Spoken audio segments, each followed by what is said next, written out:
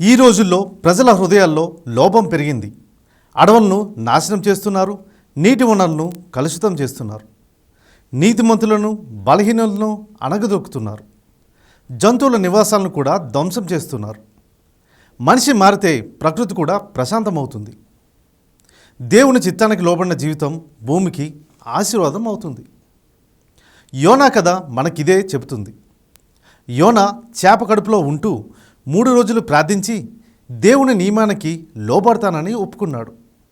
వెంటనే ఆ చేప అతన్ని ఒడ్డున కక్కివేసింది. దేవుని ఆజ్ఞకు విధేయత చూపించడం ఎంత ముఖ్యమని ఈ కథ ద్వారా మనకు తెలుస్తుంది. మన గృహం భూగృహం అనే కార్యక్రమానికి స్వాగతం. దేవుడు ఎంతో ఓర్పు కనికరం కలిగి ఉంటాడో ఈ కథ మనకి తెలుపుతుంది. మనుషుల పట్ల, ముఖ్యంగా పశ్చాత్తాపం పడేవారి పట్ల దేవుడు ప్రేమ కలిగి ఉంటాడని తెలుస్తుంది. నివెనే పట్టణం చాలా ప్రాచీనమైనది. జల ప్రళయం తర్వాత నిమ్రోదు కట్టించిన పట్టణాల్లో ఇది ఒకటి. అది ఓ ముఖ్యమైన పట్టణం. విశాలమైన పట్టణంలో అనేకమైన నగరాలు ఉండేవి. ఆ పట్టణంలో కాలినడకన ఒక చివర నుండి మరొక చివరకు వెళ్ళాలంటే 3 రోజులు పడుతుంది. నినెవే పట్టణం చాలా ఆకర్షణీయంగా ఉండేది. ఎందుకంటే దానిలో అద్భుతమైన దేవాలయాలు, పెద్ద పెద్ద ప్రహరీ గోడలు, ఇతర భవనాలు ఉండేవి. అయితే వీటన్నిటి బట్టి కాదు కానీ ఆ పట్టణంలో ఉన్న ప్రజలను బట్టే నినెవే దేవుని దృష్టిలో ప్రాముఖ్యతను సంతరించుకుంది. ఆ కాలంలో నినెవే పట్టణ జనాభా చాలా ఎక్కువ. అయితే ఆ నగరపు అభివృద్ధి వెనుక ఒక మౌన వినాశనం పెరుగుతూ వచ్చింది. అడవులు నరికివేయబడ్డాయి, నీటి వనరులు కలుషితమయ్యాయి, పేదలపై అన్యాయం పెరిగింది, జంతువుల నివాసాలు కూడా నాశనం చేశారు. ప్రజల లోభం కేవలం సమాజాన్నే కాదు, సృష్టిని కూడా గాయపరుస్తుంది. వారి చెడుతనం దేవుని సన్నిధికి చేరిందని బైబిల్ చెబుతుంది. దేవుడు ఈ పరిస్థితి చూసి తన ప్రవక్త అయిన యోనాను పిలిచాడు. లేచి నినెవేకు వెళ్ళి వారిని హెచ్చరించు అని యోనాకు దేవుడు చెప్పారు. ఇది కేవలం పాపం గురించి హెచ్చరిక మాత్రమే కాదు కానీ ప్రకృతి కూడా మనిషి తప్పిదాల వల్ల ములుగుతూనే ఉందని దేవుని స్వరం. దేవుడు ఏమని ఆజ్ఞాపించారో యోనా 1వ అధ్యాయం 2వ వచనంలో చూసినట్లయితే, నీవు ఆ పెద్ద నగరమైన నినెవేకు వెళ్ళి దానిని మందలింపుము, ఆ నగర ప్రజల దోషము నా దృష్టికి ఘోరమైనని చెప్పుము అని పలికెను. యోనా ఒక ప్రవక్త. వారు పశ్చాత్తాపం పడినయల్లా వారి పట్టణమును నాశనం చేయబడుతుందని నినెవేలోని ప్రజలను హెచ్చరించమని దేవుడు అతనికి చెప్పారు. కానీ యోనా భయపడ్డాడు. నినెవే పట్టణ జనులు ఇశ్రాయేలీయులకు శత్రువులు. వారికి ప్రకటించడం యోనాకు ఇష్టం లేదు. కనుక అతడు నినెవే నుండి దూరంగా వెళ్ళి ఒక ఓడ ఎక్కాడు. దేవుడు చెప్పిన నగరానికి వెళ్లకుండా సముద్ర మార్గంలో పారిపోవాలని నిర్ణయించుకున్నాడు. మొదట సముద్రం చాలా ప్రశాంతంగా కనిపించింది. ఆకాశం నీలంగా ఉంది, చల్లని గాలి వీస్తూనే ఉంది. కానీ కొద్దిసేపటికే వాతావరణం ఒక్కసారిగా మారిపోయింది. ఆకాశం నల్లని మేఘాలను కమ్ముకుంది, గాలి ఎక్కువైంది, అలలు బాగా ఎత్తుగా ఎగిసిపడుతున్నాయి, వర్షం బలంగా కురవడం మొదలుపెట్టింది. ఓడ తీవ్రంగా ఊగసాగింది. నావికులందరూ భయంతో కేకలు వేస్తున్నారు. ఓడలోని మనుషులు వారి ప్రాణాల కోసం భయపడ్డారు. నేటి ప్రపంచంలో కూడా మనం ఇదే చూస్తున్నాం. అకాల వర్షాలు, వరదలు, తుఫాన్లు, సముద్ర మట్టాల పెరుగుదల, అధిక ఎండలు. మనిషిలో లోపం ఎక్కువైనప్పుడు ప్రకృతి ప్రతిస్పందిస్తుందని తెలుస్తుంది.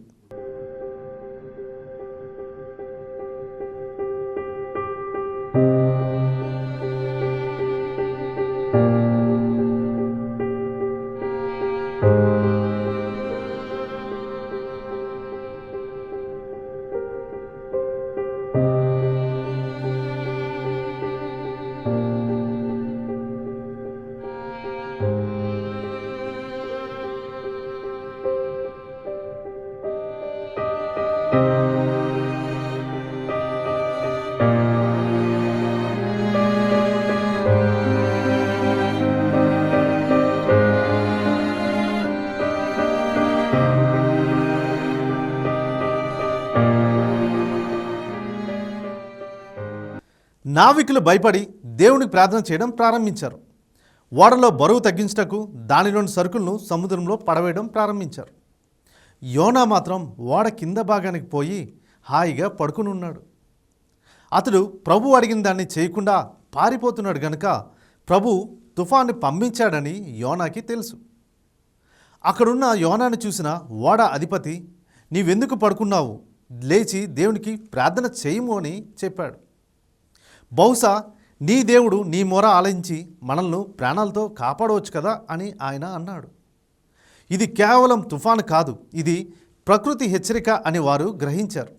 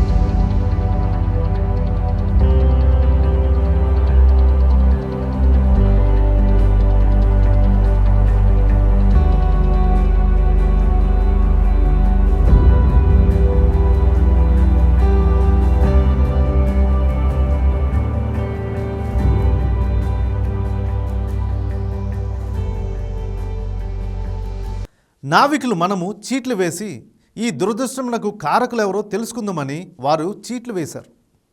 అందులో యోనా పేరు వచ్చింది. వెంటనే వారందరూ యోనాన్ని ప్రశ్నించడం మొదలుపెట్టారు. ఎవరు నువ్వు, ఏ దేశస్థుడివి అంటూ అడగడం మొదలుపెట్టారు. అప్పుడు యోనా ఏం చెప్పాడో బైబిల్లో చూస్తే యోనా 1వ అధ్యాయం 9వ వచనంలో, నేను హిబ్రీ జాతి వాడను, సముద్రమునకును భూమినకును సృష్టికర్త అయిన ఆకాశమందుండు దేవుడైన ప్రభునియందు భయభక్తులు గలవాడును అని ఆయన చెప్పాను. ఆ మాటలో గొప్ప సత్యం ఉంది. అదే భూమి మనది కాదు, అది దేవుని సృష్టి అని. అతడు దేవుని సన్నిధి నుండి పారిపోతున్నాడని నావికులు గ్రహించారు. ఓడలోని జనులను కాపాడాలని యోనా అనుకున్నాడు. వారు అతన్ని సముద్రంలో పడవేసి తుఫాను ఆగిపోతుందని అతడు వారికి చెప్పాడు. యోనా పడవపై నుండి పడవేయడానికి వారు ఇష్టపడలేదు. ఓడను ఒడ్డుకు నడిపించడానికి వారు చాలా ప్రయత్నించారు. కానీ తుఫాను చాలా తీవ్రంగానే ఉంది. చివరకు వారు యోనాను సముద్రంలో పడవేయాలని నిశ్చయించుకున్నారు. వెంటనే వారందరూ యోనాను సముద్రంలో పడవేశారు. నావికులు అలా చేయగానే ఒక అద్భుతం జరిగింది. గాలి ఒక్కసారిగా తగ్గిపోయింది. అలలు నెమ్మదించాయి. వర్షం ఆగిపోయింది. ఆకాశం మళ్ళీ స్పష్టంగా కనబడడం మొదలుపెట్టింది. ప్రకృతి అంతా మళ్ళీ సాధారణ స్థితికి వచ్చింది. ఈ దృష్టికి మనకి చాలా ఆశ్చర్యం కలిగించవచ్చు, కానీ దేవుడికి అన్నీ సాధ్యమే.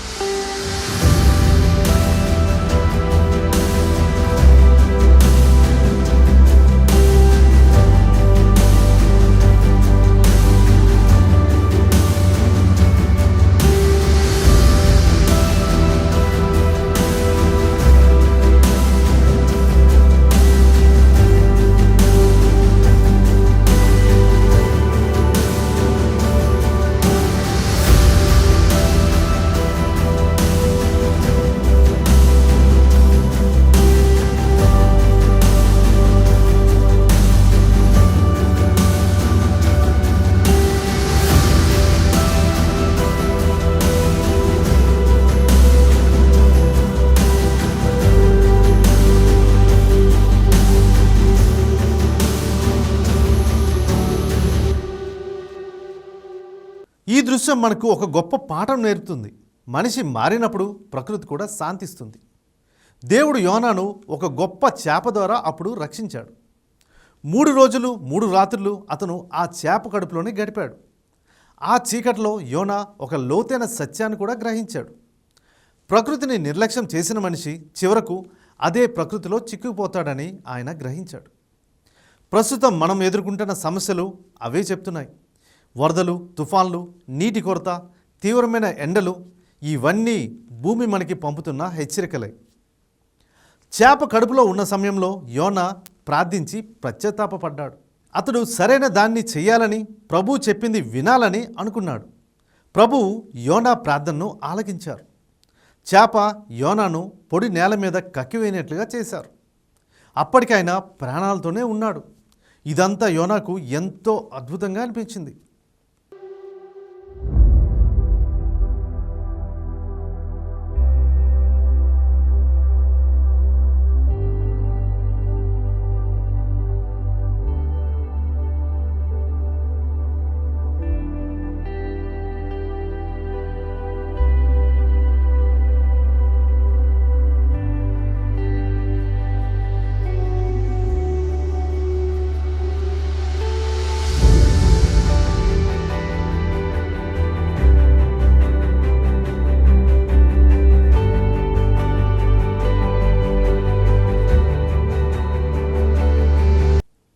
నినెవే జనులకు ప్రకటించమని ప్రభువు మరలా యోనాకు చెప్పారు.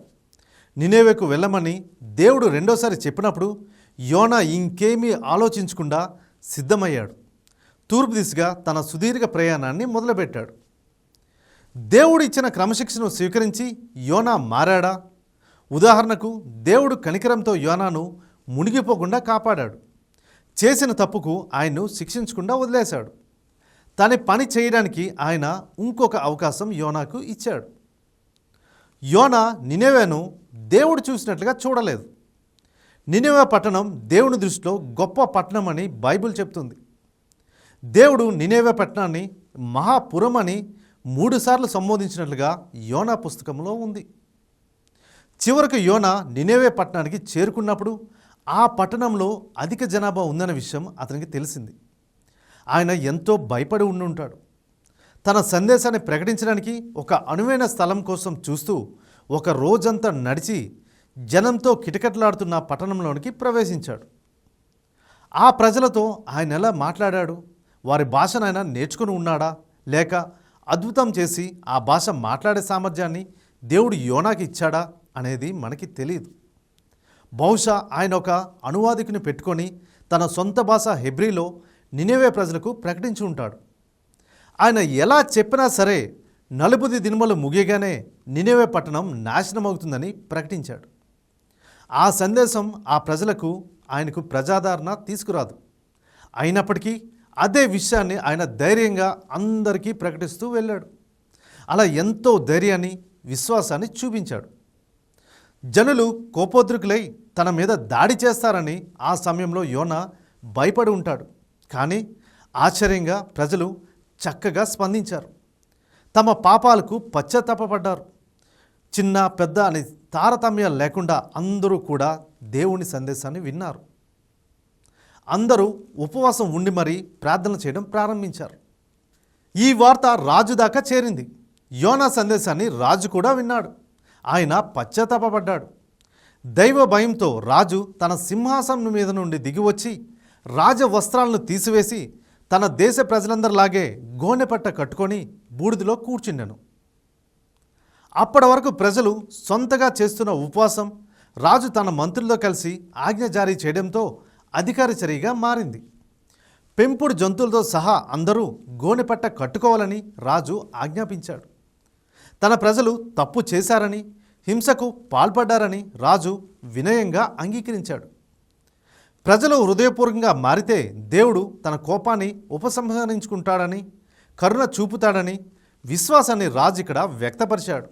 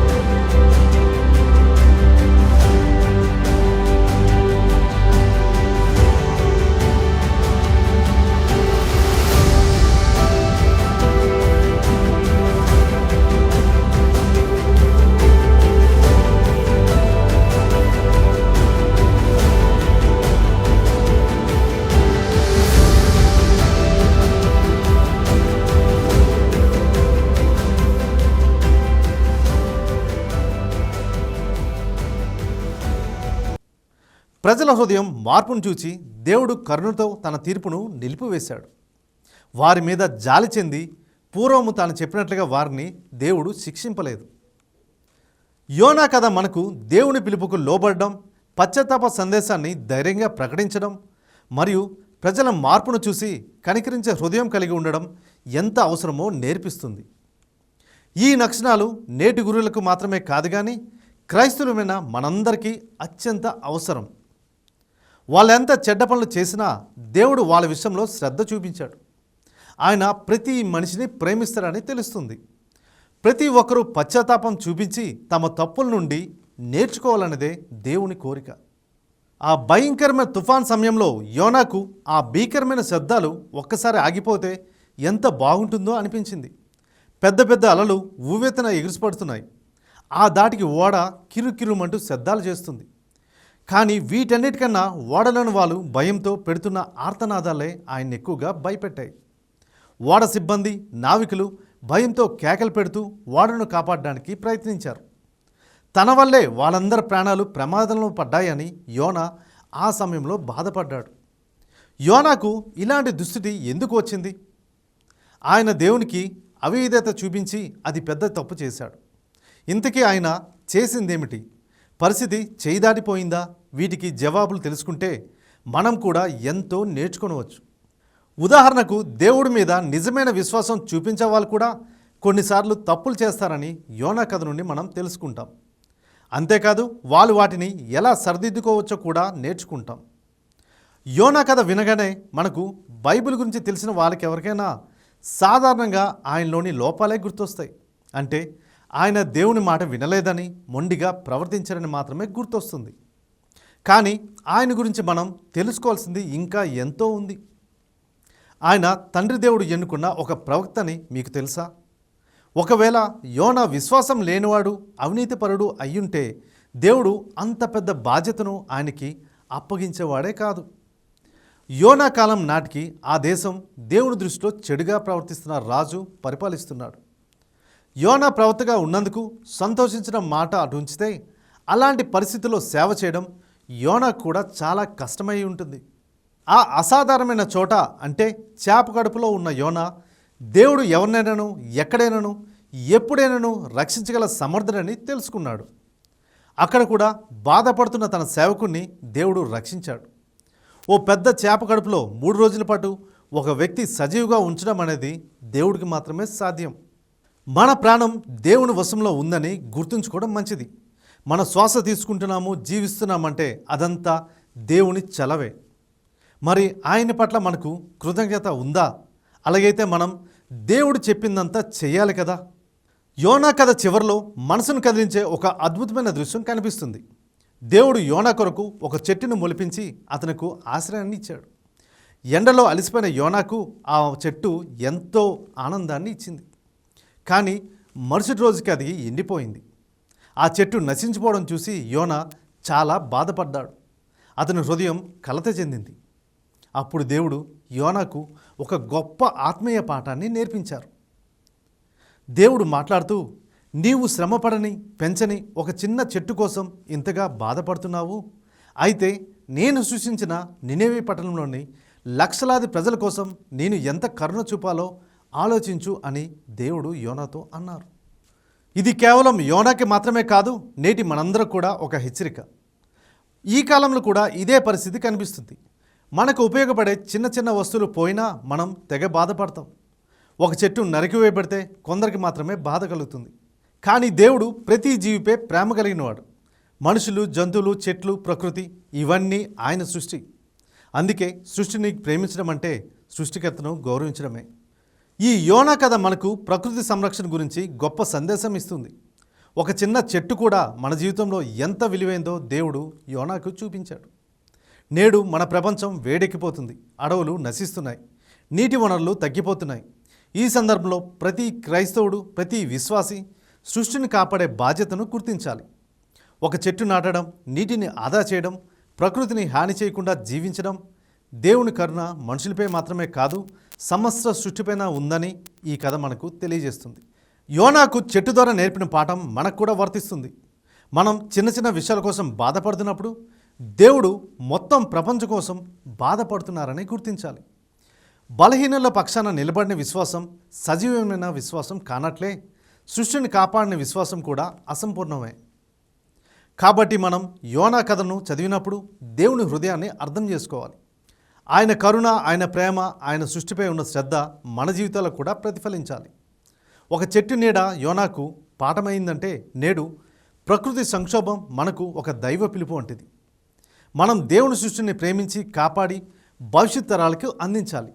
అదే నిజమైన విశ్వాసానికి సాక్ష్యం.